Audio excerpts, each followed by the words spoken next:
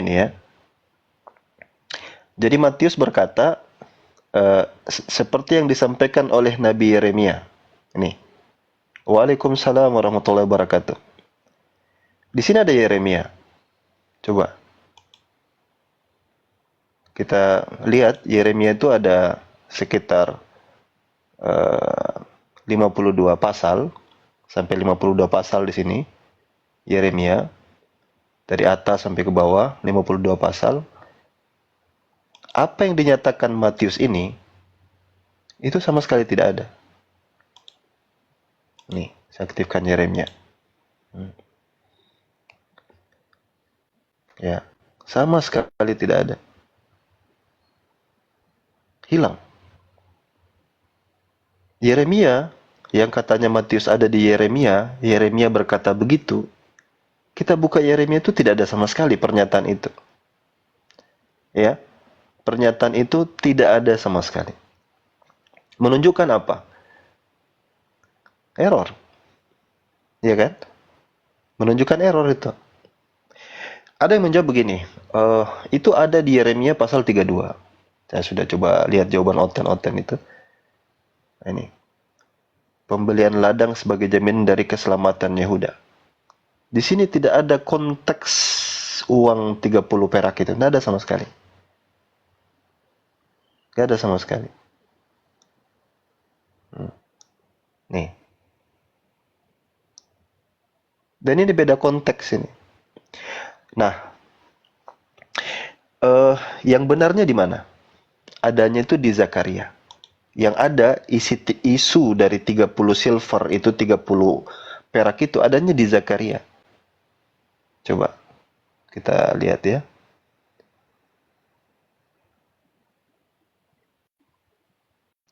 Zakaria. Tampilkan Zakaria. Ini biar kawan-kawan di bawah paham ya bahwa kalau ini kata Quran ini, kalau itu datang dari Sang Khalik, Sang Pencipta, maka tidak mungkin buku itu bermasalah. Nggak mungkin. Tidak masuk di akal itu. Alih-alih berdebat kalian, percaya kalian bahwa buku ini mencerita tentang Tuhan menjelma menjadi manusia, kalian perdebatkan, kalian melakukan pendekatan hermeneutik, apapun istilahnya, kalau dia bermasalah, maka dia bermasalah. Ya, tidak bisa diterima sebagai sumber keimanan kalau orang mau beriman. Di Zakaria pasal ke-11. Ya, kita lihat ini ya.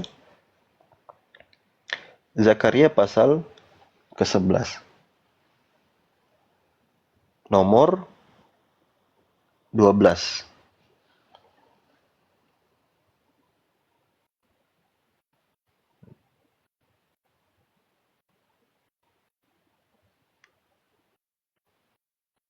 Gini. Lihat ya. Lalu bisa dari 11 juga lah, nggak apa-apa. Kita baca sini ya. Jadi, dibatalkanlah perjanjian pada hari itu, maka tahulah pedagang-pedagang domba yang sedang mengamat tanah, bahwa itu firman Tuhan. Lalu aku berkata kepada mereka, jika kamu anggap baik memberikan upahku itu, dan gini, lihat ini. Jika kamu anggap baik, berikanlah upahku, jika tidak, biarkanlah, maka mereka membayar upahku dengan menimbang 30 uang perak. Ya, 30 uang perak itu di Zakaria, bukan di Yeremia.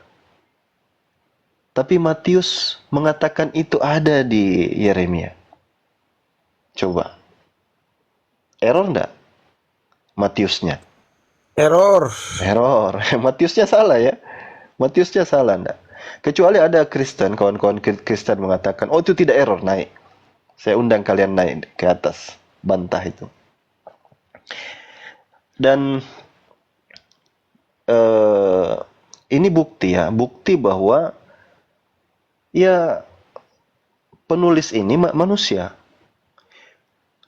Nanti kalau kita kupas ini sedikit demi sedikit, itu akan terkuak. Ternyata tidak cuma ini, Bang Fandi. Banyak sekali, banyak sekali kesalahan-kesalahan yang seperti ini, misalnya kata Bethlehem atau Nazaret dan lain sebagainya. Nah, mungkin kawan-kawan bertanya ya, sebelum saya nanti, Waalaikumsalam warahmatullahi wabarakatuh. Mungkin kawan-kawan bertanya, dari mana sih saya dapat informasi ini? Dan siapa sih yang mengungkap ini? Ya, itu mungkin pertanyaannya. Apakah kita ini seperti orang Oten? Oten ini, Oten itu eh, kerap kali kan senang dengan Christian Prince, penghujat-penghujat yang benci dengan Islam.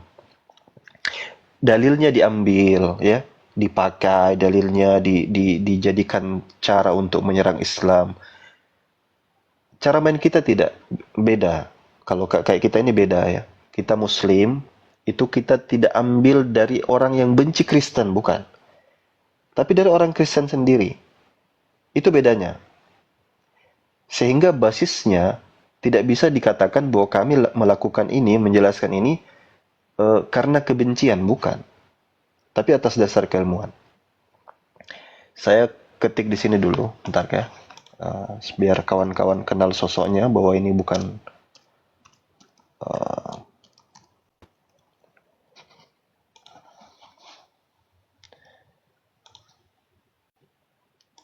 ya. Nih,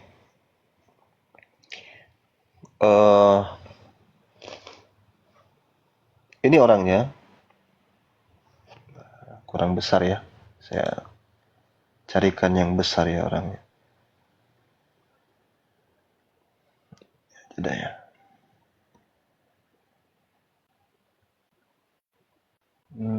Nih, ini orangnya sudah meninggal ya. Ini Waalaikumsalam warahmatullahi wabarakatuh. Kalau kita lihat di sini dia meninggalnya di tahun 2007. Ya, 2007. Profesor, dia profesor di Princeton Theological Seminary. Saya kasih pengantar dulu khusus untuk Princeton Theological Seminary ini. Ini. Ya, ini Princeton Theological Seminary. Ini kampus yang oleh orang konservatif Kristen berkata bahwa ini kampus liberal. Ini kampus liberal. Kenapa? Karena dia membahas satu kitab yang atau dia membuka kitab-kitab yang bahkan itu meruntuhkan iman Kristen. Begitu tuduhannya. Bang Fadi pernah dengar Princeton Theological Seminary? Belum, Ustadz. Oh, belum pernah ya? Ini apa ini?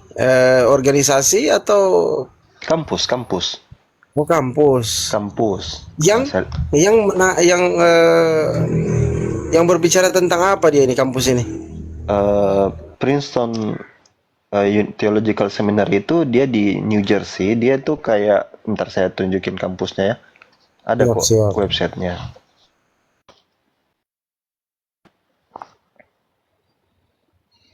Ini sekolah teologi, kampus teologi, kampus agama. Kampus teologi. Oke. Orang Kristen punya ya. Siap, siap.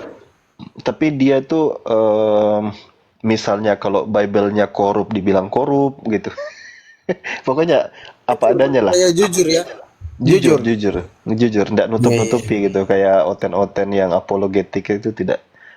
Dia apa adanya dan dia berdasarkan ilmu. Nanti akan kita lihatkan karya-karyanya. Jadi ini Princeton Theological Seminary ini disinilah tempat Bruce Mesker dulu mengajar. Cuman dia sudah meninggal kan. Kenapa saya mesti bawakan Bruce Mesker ini? Karena dialah nanti yang menjelaskan ini. Mana tadi? Nah ini.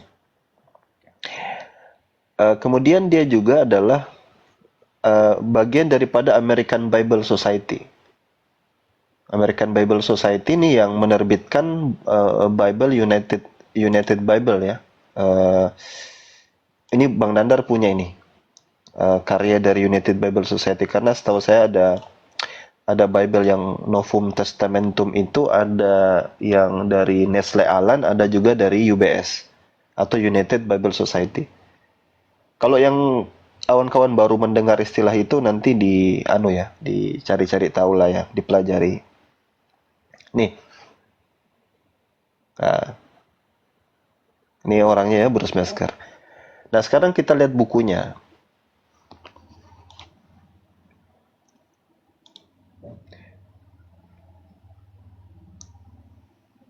Sabar ya, saya bukakan di sini.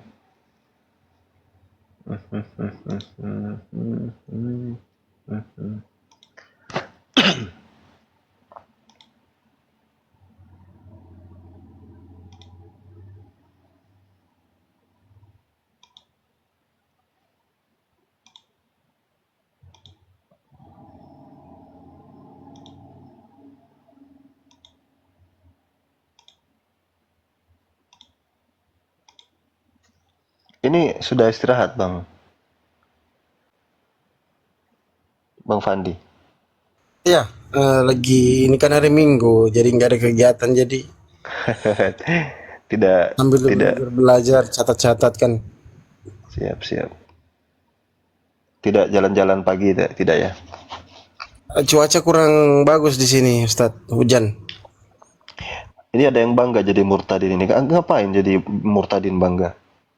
Apa bangga jadi murtadin? Kamu murtadin apa untungnya buat saya?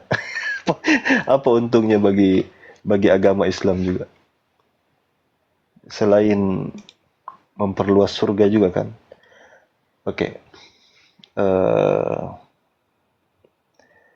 Nih, karya dari The Text of the New Testament. Ya, karya dari Bruce Mesker yang tadi saya tunjukin tadi itu, dari Princeton ini. Iya ya, Bang Fandi ya. Betul, betul. Nah, ini orangnya ya. Dan kalau kalian lihat judulnya aja udah provokatif, benar kan? Bahwa Bible itu atau teks New Testament itu ada masalah di dalam transmisinya, ada korupsinya, ada upaya merestorasinya. Jadi dalam transmisi penyampaian Bible itu kerap kali di sana ada penulis Bible yang dia nggak suka nih ayat ini, dia ganti. Begitu dia baca, ini nggak sesuai dengan doktrin saya nih, dia ganti. Begitu. Ini karya ilmiah loh yang bicara, bukan saya yang bicara gitu, bukan saya ngarang-ngarang, bukan. eh ada yang letak geografisnya kayaknya nggak sesuai, letak geografis diganti. Salah, dan juga error-error yang bahkan ditulis oleh penulis Bible itu sendiri. Error. Dan itu berusaha sebenarnya dalam catatan sejarah sebenarnya ketika berbicara misalnya 30 ya. Ketika kita berbicara 30 uang perak tadi yang Matius bilangnya di kitab Yeremia, ternyata di Yeremia tidak ada, terus faktanya ada di Zakaria. Beberapa penulis Bible di suatu zaman tertentu, taruhlah mungkin di antara ratusan beberapa abad setelah Matius itu, dia coba ganti itu dalam rangka memperbaiki kesalahan Matius. Dan catatan perbaikan itu ada. Sayangnya jumlahnya sedikit, catatan yang mengandung kesalahan itu tetap yang lebih tersebar. Gitu. Nah, ini karya ilmiah ya kawan-kawannya. Ini bukan karya, kita coba lihat apa pengantar dari sini. Yang menerbitkan ini adalah Oxford University. Jadi bukan kaleng-kaleng ini. Ya, ini yang menerbitkan Oxford University, dan di sini sudah dicetak berulang kali ya, tahun itu. Sudah dari tahun 64, 68, 92, 2005.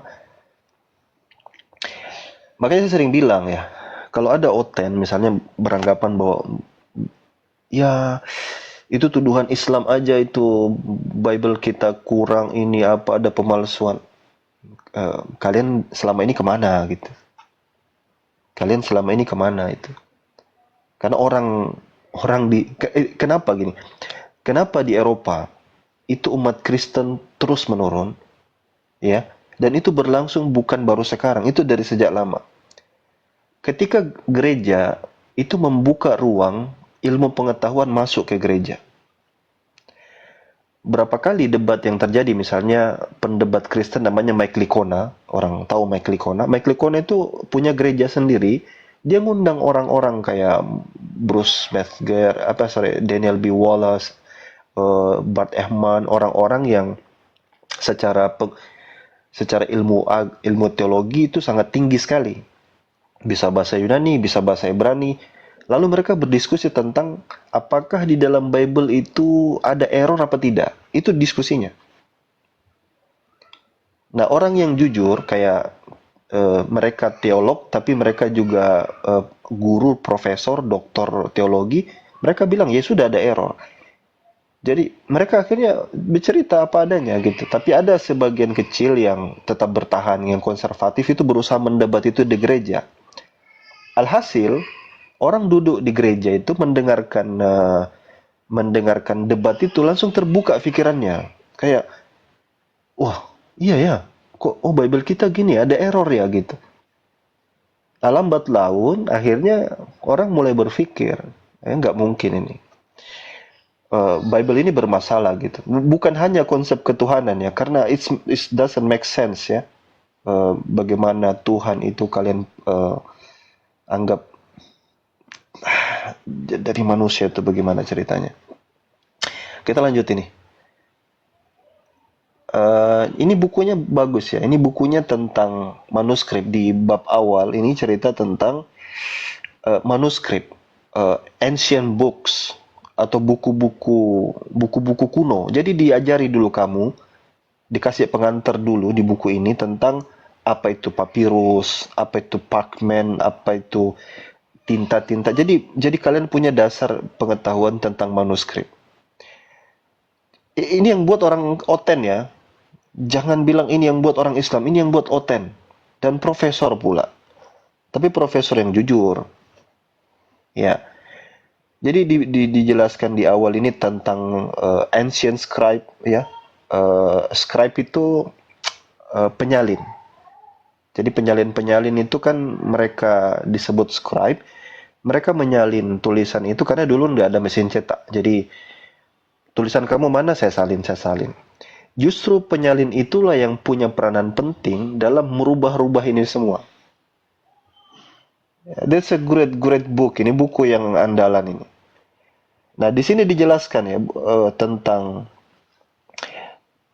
kalau kalian lihat di sini ya, bagaimana kanon, proses divisi-divisi dijelaskan. Di bab keduanya dijelaskan tentang saksi-saksi dan ada berapa jenis manuskrip yang dimiliki oleh Bible itu. Mulai dari yang berbentuk papirus, terus ada majuskul, minuskul yang model kecilnya. Lalu ada versi-versi dari bahasa Syria, bahasa Latin, bahasa Koptik, Armenia, dan seterusnya. Nah, gitu. Nah, dijelaskan seperti itu. Nah, menariknya nanti di sini. Nanti kita akan masuk ke bagaimana Matius salah yang tadi. Itu saya dapatnya juga di sini kok. Bukan saya yang ngarang-ngarang.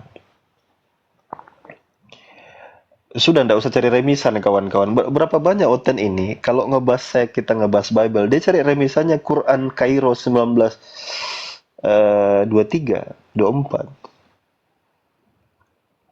Jangan cari remisan. tidak bakal sama gitu. Pembeda kita, garis batas yang paling besar itu adalah mereka yang menghina Islam, menghujat Islam, itu mengambil referensinya dari pembenci Islam. Jadi kalian tidak objektif. kalian akan dapat ilmu sepotong-sepotong. Kalian akan dapat narasi tentang Islam dari orang yang benci Islam. Itu is not fair, itu bukan adil, tidak objektif.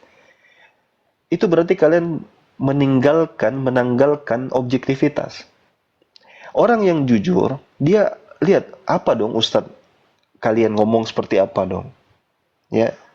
Jadi sudahlah, berhenti cari remisan. Nah, sekarang kita lihat di sini. Bagian chapter keempat ini tentang modern critical. Jadi Bible itu sudah mulai dikritik itu di mulai abad-abad pertengahan, zaman-zaman pertengahan sebenarnya. Mulai kurang lebih 200 tahun setelah Textus Receptus baru muncul kritik-kritik. Termasuk penulis buku ini, Bruce Metzger ini Bruce Metzger ini pernah diancam, dikirimi surat oleh Oten yang ya fanatik buta lah. Bayangkan, profesornya dia kirimi surat. Dia awam, tidak tahu tentang Kristenan. Saking dia marahnya dengan Bruce Metzger, dia kirimi surat. Apa isi suratnya? Saya pernah baca itu isi suratnya. Dia bilang suratnya gini. Saya akan bawa mobil jeep, dan kalau aku lihat kau dengan anak istrimu, keluargamu di jalan, maka aku akan lindas kamu. Begitu kawan-kawan, bahasa yang disampaikan kepada Bruce Metzger itu. Dan itu masih ada karena tidak siap, tidak menerima fakta. Jadi ini bukan kebencian. Kalau kalian merasa bisa jawab pernyataan dari profesor kalian, silahkan dijawab. Di bab ketujuh, di sini ada halamannya jelas. Disebutkan perubahan yang disengaja di dalam Bible. Oke, kita lihat sini. Ini disebut dengan intentional change. Kalian tahu bahasa Inggris kan? Wah, parah kali, Bah. Perubahan yang disengaja. Nah, perubahan Alamak. yang disengaja ya, perubahan yang disengaja. Waduh. Jadi scribe, penulis Bible itu tidak sincere, semurni hatinya, selembut kapas, putih seperti kapas. Mereka menulis itu dengan sungguh-sungguh. Enggak. Mereka itu bahkan tahu kesalahan dari Bible sejak mereka mulai pertama menyalin. Oke? Sejak mereka mulai pertama menyalin Bible, mereka itu sudah. Makanya begini. Ini pegang kata-kata saya. Tidak ada satu manuskrip pun yang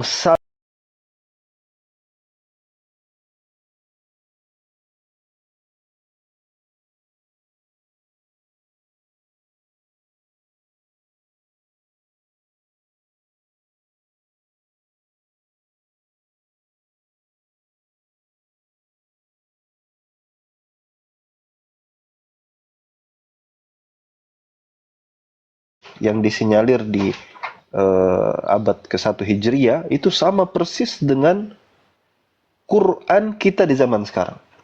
100%. 100%. Tapi coba lihat kekristenan. Manuskripnya tidak ada yang sama. Manuskrip satu beda. Jadi ada 6.000 sekian manuskrip diketemukan, kesemuanya beda. Makanya jumlah error atau perbedaan tulisan itu disinyalir 500 ribuan. Sebelum kita lanjut ke sini, saya tunjukin dulu ya, biar nggak bilang asal ngomong ya. Bentar ya.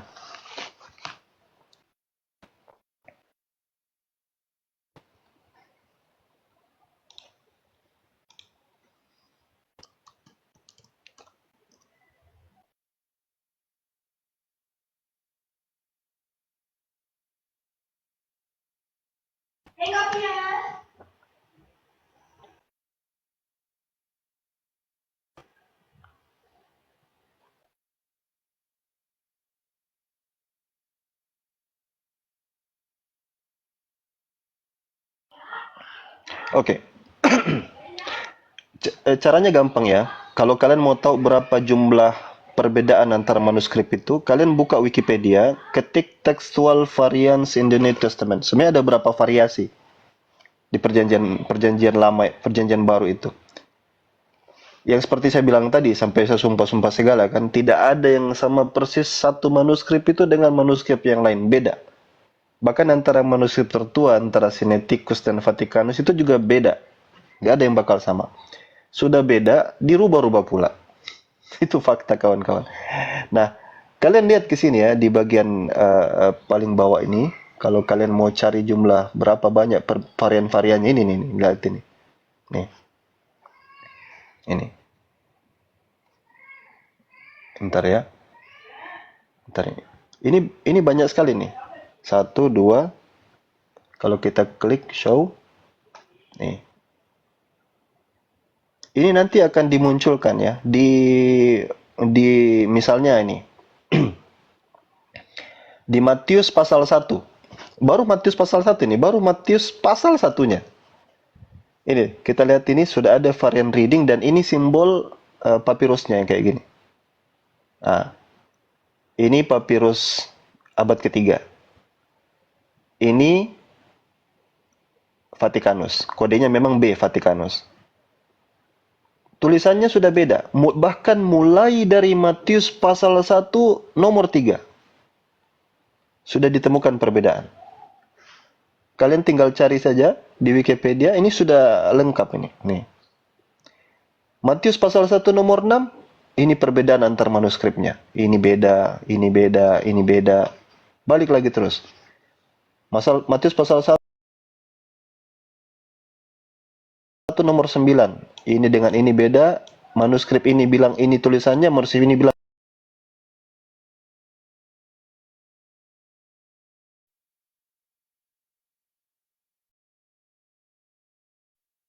Nah, jadi panjang ya. Panjang. Kalau kita mau lanjutkan ini kawan-kawan,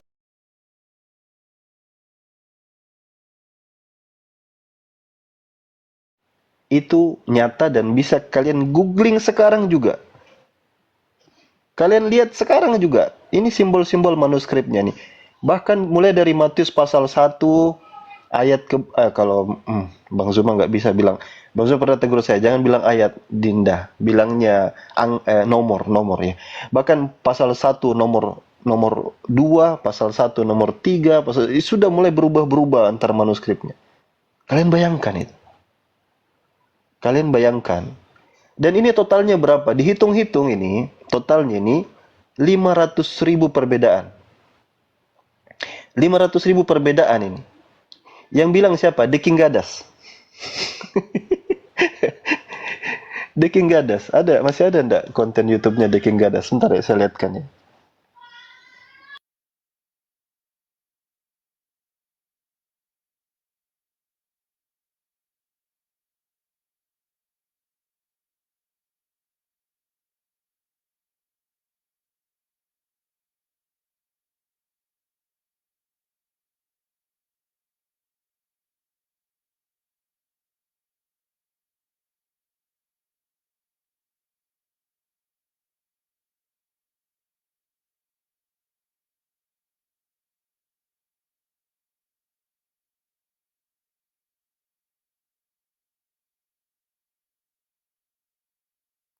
Fandi tahu The King Gadas?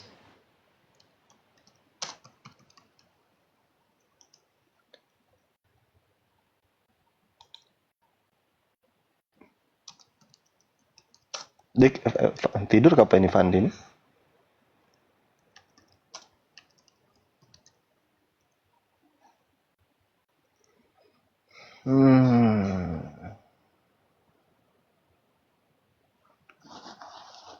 Nggak ketemu ya kawan-kawan orangnya. Bukan orangnya saya tahu, tapi konten YouTube-nya. Ini saya agak menjauh, tapi ini orangnya nih, yang The King Gadas ini. Dia pernah tanggapi saya di satu kontennya. Dia bilang, iya ada 500.000 perbedaan. Ya kalau konservatif Barat, setahu saya yang Kristen, yang agak membela-bela Bible lah, dia bilangnya ya nggak sampai 500.000 lah, mungkin 300.000 perbedaan. Very real ya. Oke, jelas ya kawan-kawan. Oke, sekarang kita lanjutkan. Terima dulu. Assalamualaikum. Waalaikumsalam warahmatullahi wabarakatuh. Nah, kita lanjutkan ke yang tadi.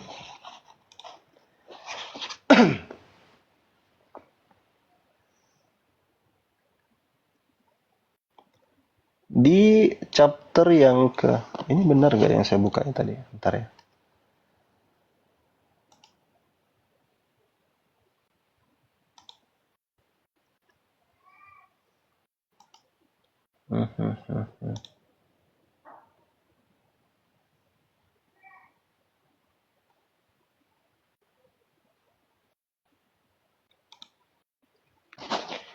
Oke, kita lanjut. Jadi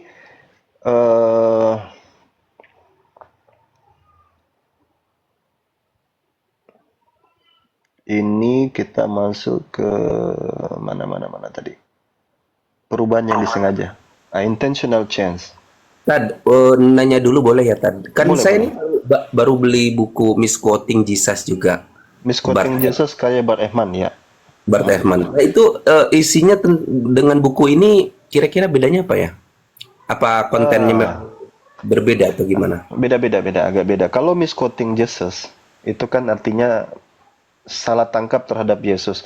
Dia juga terangkan tentang bagaimana scribe, penulis-penulis itu ya, penulis-penulis Bible itu yang menyalin, kemudian melakukan forgery, pemalsuan, itu dia masukkan juga. Tapi dia lebih spesifik lagi kayak kapan Yesus dipertuhankan gitu. Dia kayak tidak khusus gitu, agak general. Agak general dia penjelasannya. Jadi di bab-babnya itu agak general. Meskipun itu bestseller, tapi dia secara spesifik keilmuan dia tidak spesifik. Nah, kalau ini yang buku dari ini kan gurunya nih, Bruce Metzger ini gurunya Bart Ehrman ini. Ini gurunya. Ini dia lebih apa sih namanya? Lebih spesifik khusus tentang transmisinya langsung, tentang transmisinya. Ya. Nah, dari tadi biar kawan-kawan waalaikumsalam warahmatullahi wabarakatuh. Dari tadi kawan-kawan kalau yang dari awal kali mengikuti apa sih yang saya permasalahkan di awal, dan itu adalah tentang ya saya lihatkan biar yang mungkin baru datang bisa tahu, yaitu tentang Matius yang mengatakan bahwa kisah 30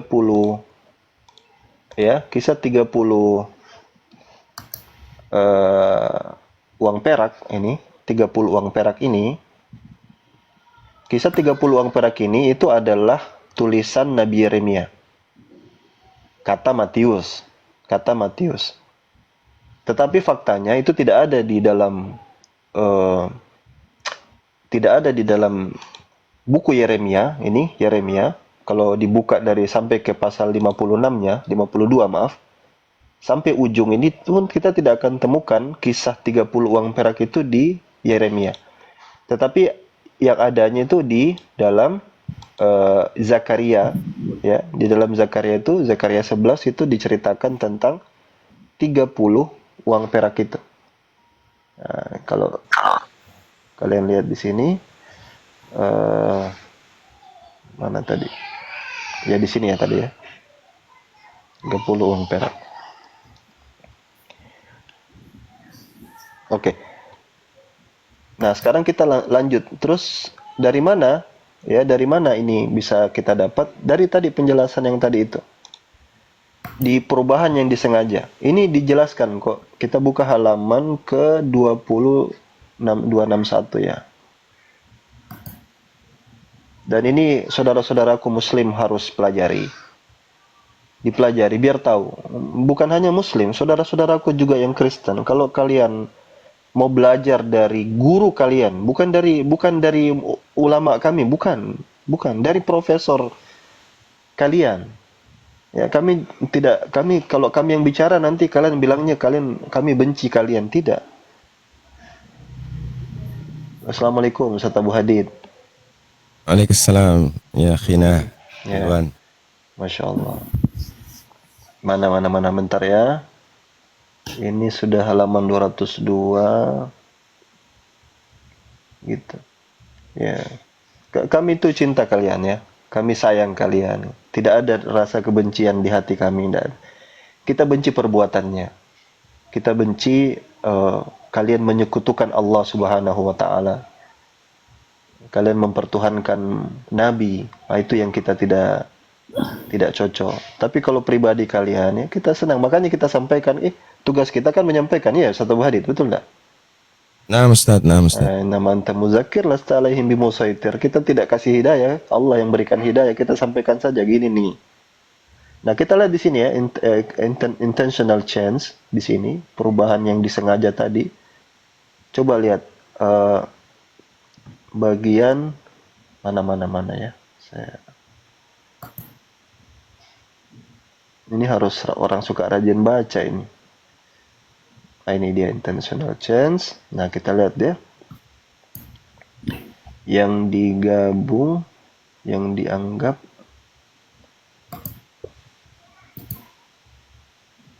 Nah, ini lihat ya. Clearing up historical and geographical difficulties. Clearing up itu apa tuh namanya? Ngebersihin. Membersih. Tapi kalau anunya itu kayak cuci tangan gitu ya, kayak kayak begini, kayak ada kasus pembunuhan, terus bagaimana dia mau menghilangkan jejak, itu clearing up itu kayak gitu. Apa sih bahasa tepatnya itu clearing up? Ya pokoknya menghilangkan ini, menutupi kesalahan. Nah, ini kan buku bercerita tentang penyalin Bible, ya, scribe, penyalin Bible, scribe. Mereka melakukan upaya untuk mengkoreksi sebuah kesalahan. Coba lihat yang tadi yang saya bahas Yeremia tadi.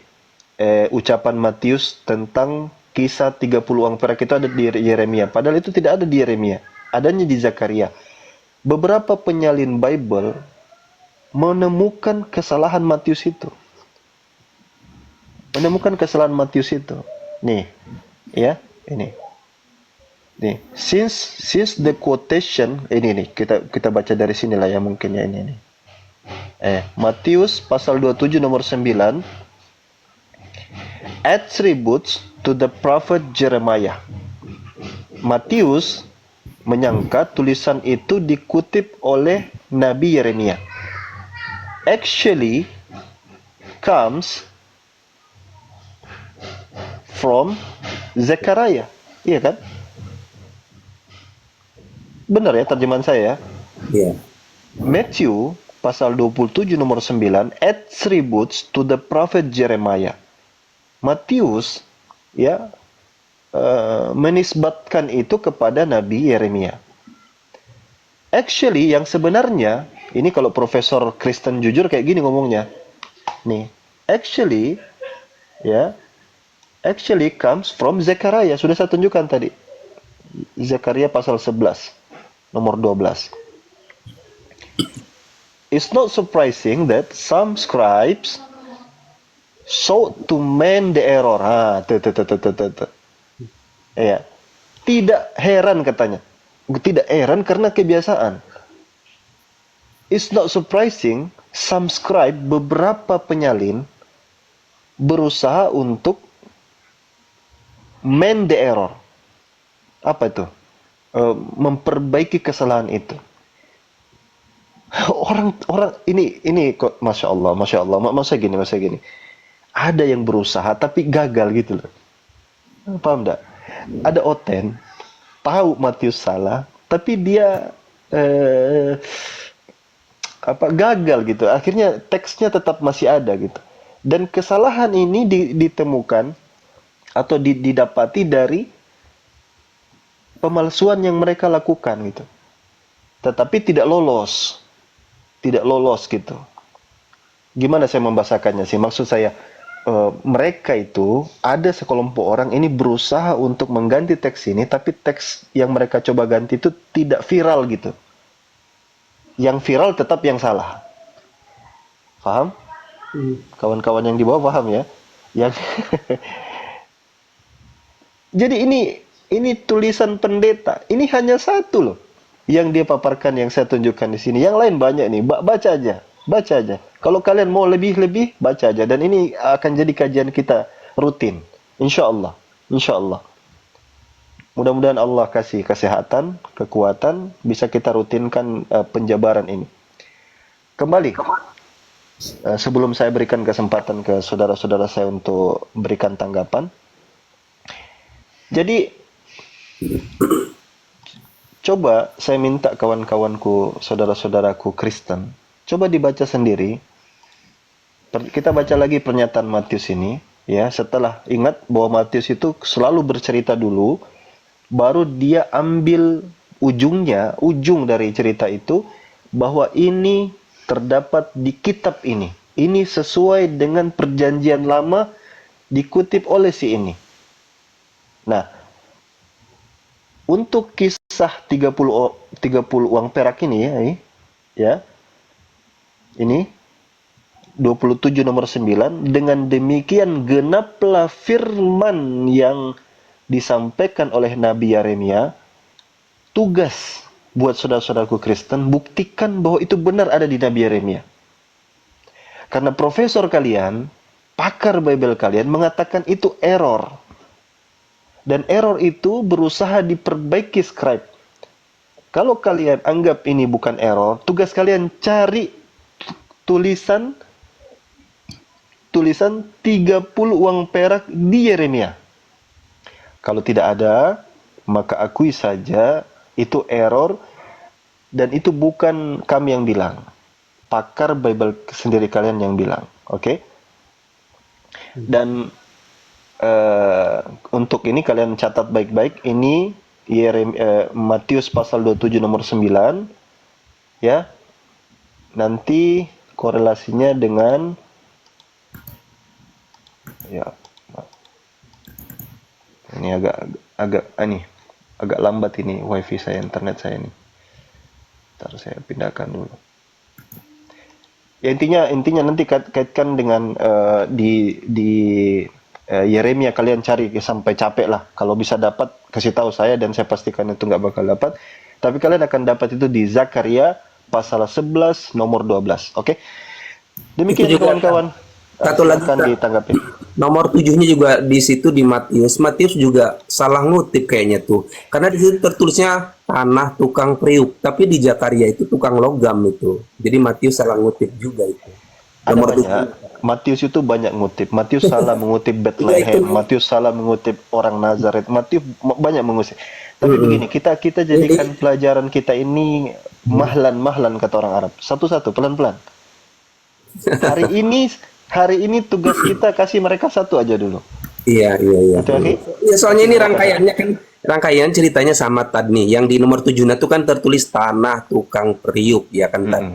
Nah, tapi di Zakaria itu bukan tanah tukang periuk, itu tukang logam. Tanah tukang logam, ya. Jazakallah khair tambahannya. Oke, mana Ustaz Abu Hadi turun? Silakan, saya kasih tanggapan kawan-kawan, berkomentar dulu. Silakan, mungkin dari santri kota dulu, silakan. Iya, itu aja tadi. Yang tambahan tadi ya? Iya, tambahan aja. Baik. Jo Lemon, silakan. Ya. Assalamualaikum warahmatullahi wabarakatuh. Waalaikumsalam warahmatullahi wabarakatuh. Ya.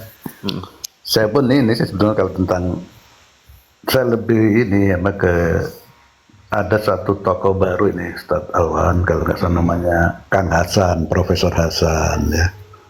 Dia mungkin tokoh lama itu, Kang. Ya. Tokoh lama itu. Oh, udah tahu ya. Oh, kontroversial dari dulu. Peduli lah, karena kajiannya banyak mengkritisi ini apa? Mengkritisi debater Muslim kita, misal tentang teori sains. Saya lihat juga Ustadz Dondenya dikritiknya, Ustadz Adi Hidayat dikritiknya. Ini kan kayaknya kok kurang enak itu saya melihatnya itu, meskipun dia orang Muslim juga tuh, bahkan dulu madrasah juga, madrasah Sanawiyah nggak salah, dia profesornya di Jepang dia selesai. Nah, gimana pendapat Ustadz Alwan terhadap tokoh tersebut? Ini yang agak mengkhawatirkan kita sih dengan perkembangan dakwah. Kalau saya itu santai saja. bahwa tidak semua orang itu harus kita tanggapi kan, karena beberapa orang itu memang memang terpapar dengan mungkin pemahaman